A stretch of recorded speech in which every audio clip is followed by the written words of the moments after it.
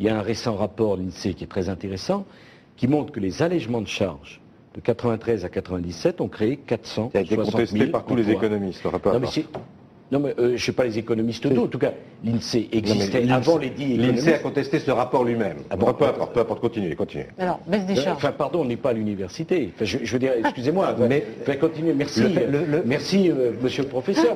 Si vous étiez mon élève, vous n'auriez pas fait cette erreur. Non, pardon, mais... L'ancienne de la baisse des charges, on la connaît par cœur, C'est la recette libérale magique, dont les Français d'ailleurs n'ont jamais tellement voulu.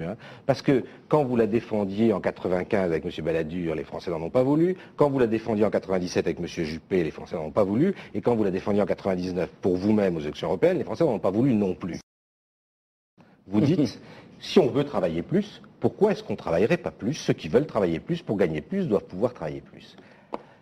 Mais Monsieur Sarkozy, qui choisit la durée du travail dans l'entreprise? Vous connaissez beaucoup de salariés qui dans l'entreprise peuvent imposer la durée du travail. C'est le patron qui choisit la durée du travail. C'est pas le salarié qui décide s'il veut travailler plus ou s'il travaille moins.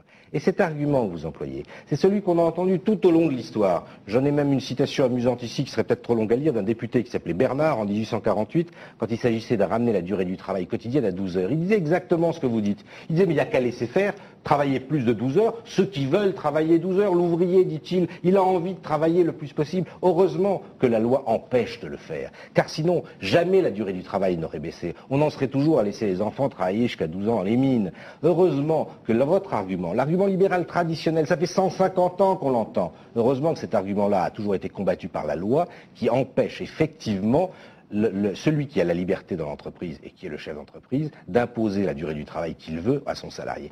Donc cette fausse liberté que vous mettez en avant, on voudrait être libre, on voudrait travailler plus. La liberté dans l'entreprise, c'est pas le salarié qui l'a. Les caissières de supermarché qui travaillent sur des horaires décalés, des emplois parfois à mi-temps imposés extrêmement difficiles, c'est pas elles qui ont le choix de dire je voudrais travailler à d'autres heures, je voudrais travailler un peu plus, je voudrais gagner un peu plus d'argent. La réalité, c'est que toutes les lois de réduction de la durée du travail depuis un siècle et demi, et comme vous le savez, qui ont commencé en mettant fin à des situations atroces, notamment sur le travail des enfants, toutes ces lois-là ont dû imposer qu'on ne puisse pas le dépasser, même si certains, il peut y en avoir quelques-uns, voulaient travailler plus, parce que sinon, elles ne seraient jamais rentrées dans